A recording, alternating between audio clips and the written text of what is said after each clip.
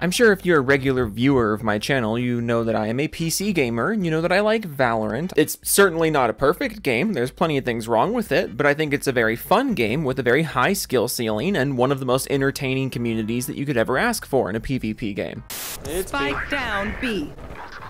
Omen, you're nuts. Oh. One enemy remaining. Omen, you're nuts. Omen, you are made of nuts. God damn.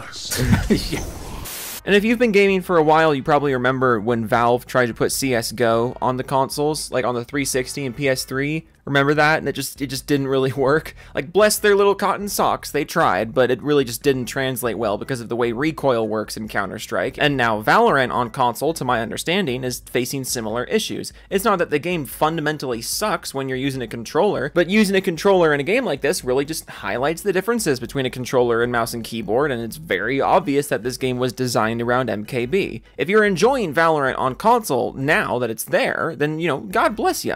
I'm sticking with MKB is all I'm saying. But you know who's not sticking with MKB on Valorant now that it's on console? Why, none other than Scott Younker of Tom's Guide, who just the other day posted perhaps the weirdest take I've ever heard about Valorant on console with an article titled, quote, "I may never play on PC again now that my favorite shooter is on the PS5. And there's a lot to unpack from that, just from the title alone. Right out of the gate, we established that you like Valorant, it's your favorite shooter, and you've presumably been playing it on PC, because that's been the only option up to this point. You've presumably been playing with MKB, because it's not like Valorant has native controller support on PC. Like, there's ways to use a controller on Valorant on PC, but there's no, like, native support, and also just why would you want to use a controller in this game if MKB is an option? The shooting is literally just Counter-Strike shooting, so, like, if you have the option to use a mouse, why would you use a mouse over a controller in a game like this? But we'll get more into that later. But Scott Younker is a journalist, and therefore he can't be tied down by your logic and reasonable thinking, which is why when he played the nerfed console version of the PC game, not only is he switching to said console version, but he's also writing a whole-ass article explaining why he's switching to the console version and potentially never even PC gaming again. Because Valorant is on console. We're switching from PC to console because of Valorant.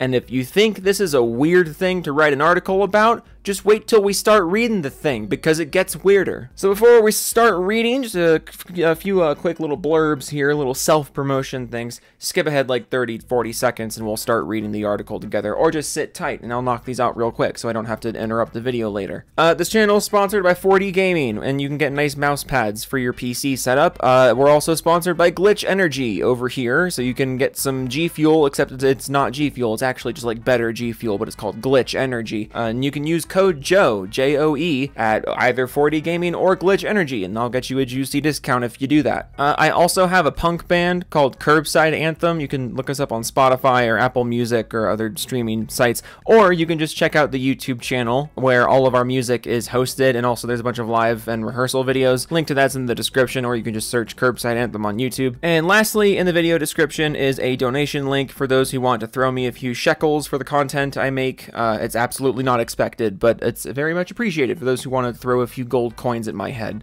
Okay, with all that out of the way, let's strap in, let's lube up, and let's start reading this thing. I'm a console gamer by nature. Oh, what? No way. My preference is to play in my living room with a controller, mainly so that I can wander through my kitchen with it when I need a drink. That's a very specific reason to be a console gamer. I mean, at that point, just, you're not a console gamer, you're a wireless controller gamer. I've been making videos like this for a while. That's the first time I've heard that as the reason. There are exceptions when I'll play on PC, including empire builders like Age of Empires or the Civilization series, and certain shooters like Counter-Strike and Riot Games' Valorant, and lately Valorant has been the game of choice between the two. I do like how Age of Empires and Civilization are both available on consoles, but those you play on PC. But now the Valorants on console, we're switching to console and we're never playing PC again. Like, you seem to be aware of the fact that certain games play better on PC than console, but for Valorant it's just not clicking for some reason, you know what I mean? It's It's just kind of a goofy thing to start with. And if you think I'm just being mean or elitist about this, just wait till he gets into more of his reasoning, because it's bizarre. Methinks this article is less of an actual explanation as to why the console version is something you should be desiring, or why like there's like actual solid reasons, like, oh,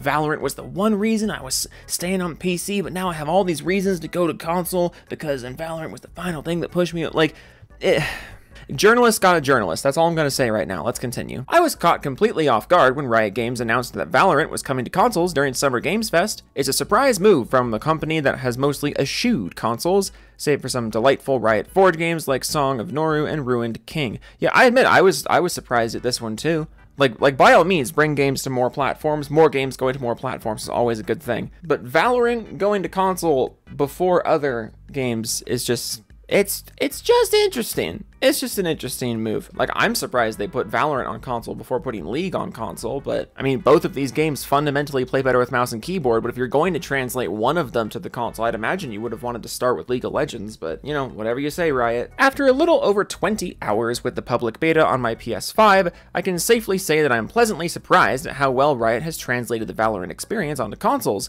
Here are some initial thoughts on Valorant for console after some time with the public beta. And like, I don't doubt that. I don't mean to be like completely dismissive of the idea that Valorant can be good on console. I'm sure it's fine on console. With how long they've been working on it, I would hope it's good by now. I mean, not to be that guy, but here we are right off the tail of Valorant's console launch, and it's not even breaking the top 10 most played on Xbox. So like, did it transfer all that well? Here, I feel like I'm starting to waste your guys' time a little bit, so let's just skip ahead. I'm gonna skip ahead a little bit in the article to where we get really strange, because the next section of the article is just, what is Valorant, where he explains what the game is. That's fine. He then explains how the ADS system in Valorant works, which is fine. But here's where things get really weird. This next section, called Get Good or a True Issue. Quote, it is early yet, and I've only put about 20 hours into the beta. Stop. If you played Valorant and you have an understanding of the game on PC, which you said you do, because you said it was your favorite game, and then you put 20 hours into basically the same game, but with a new peripheral, it's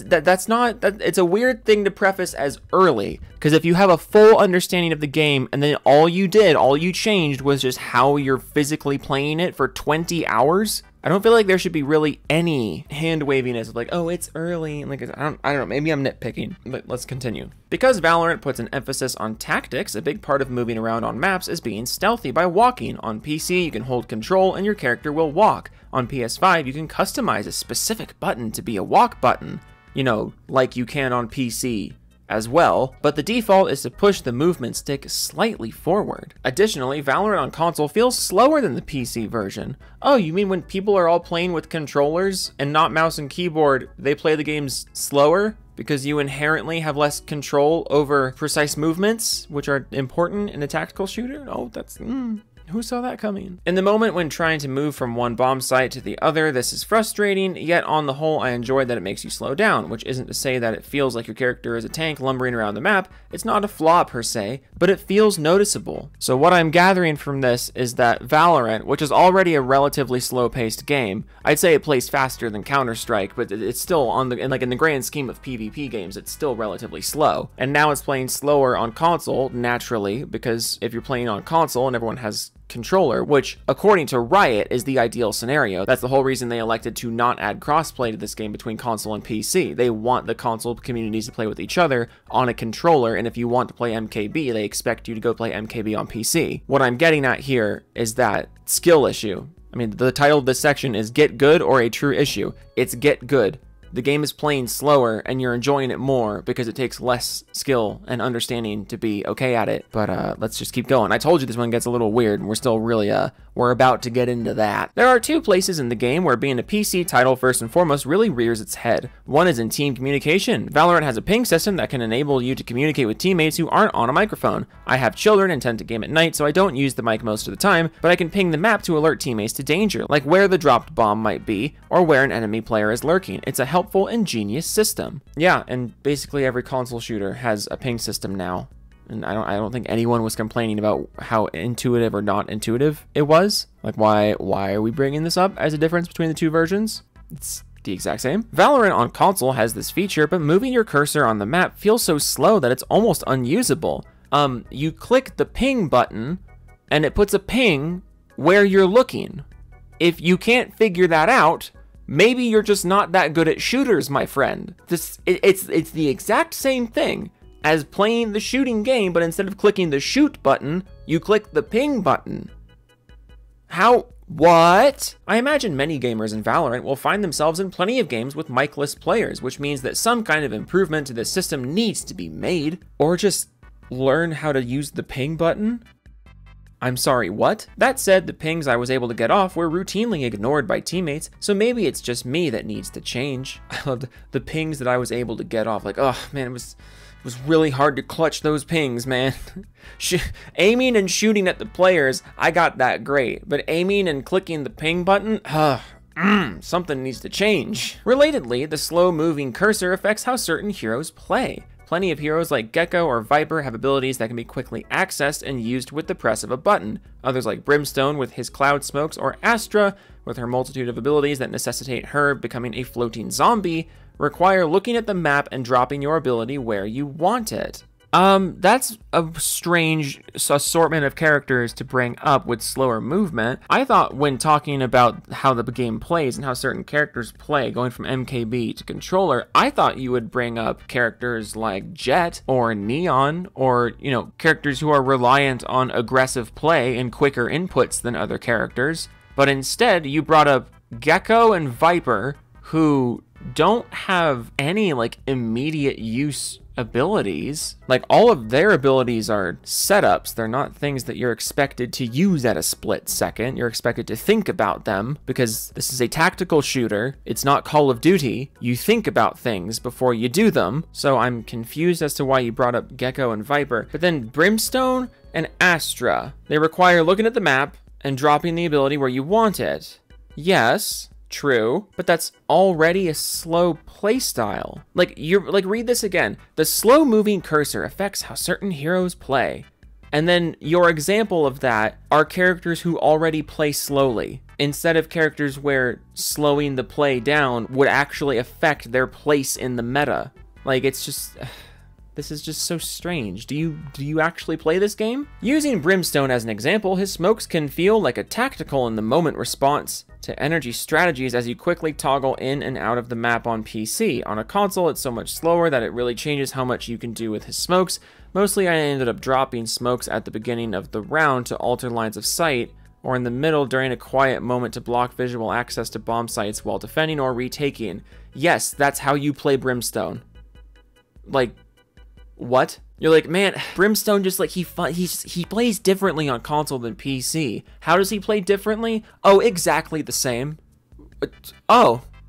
Alright, Riot Games has brought an exciting, unique shooter to consoles. Will it be able to compete with the likes of Apex Legends or Call of Duty? No, absolutely not. Look at the play charts right now. No, it's not gonna happen. Again, why'd you work on Valorant console before League console? Like, yes, bring more games to more platforms and all that jazz, but it's just like, if it was a business decision, why is this a decision we made? No, but those games operate in a different space. Those games offer a fast, fluid, almost arcadey gunplay that allows for swifter, more immediate reactions. Despite its cartoony art style, Valorant fits more in the Rainbow Six Siege mold of tactics, planning, and precision, with the addition of abilities like an adorable monster that plants bombs, or a woman who can raise ice walls. Ice wall! Let's go back to the title of your article here. Valorant on console means you might never play PC again. And since reading that headline, I have been treated to basically exclusively negative comparisons of the console version to the PC version. Or, you know, reading this article, it reads like you enjoy the PC version more than the console version. And the PC version actually offers the better, more fluid experience from everything you're saying. But here we are with this being the article title. To quote the top comment on this article, I remember when this website was ran by intelligent editors and consumers alike. Handicapping yourself when you have a fully capable PC is the most brain-dead take I've read this week. But the article's not over yet. Did you know that? Aren't you excited? Riot has done an admirable job translating the precision to console and making it feel like it belongs on your console. Oh, the game belongs on your console. You've done such a good job selling me on this version of the game. I love the thing journalists do where they list off a bunch of negative comparisons and then in the conclusion of the article are like, surprise, where your brain was logically going after I said all that? Opposite day. I've been implying that the console version of Valorant plays slower and less intuitively, but boy oh boy does it feel like it belongs on that console.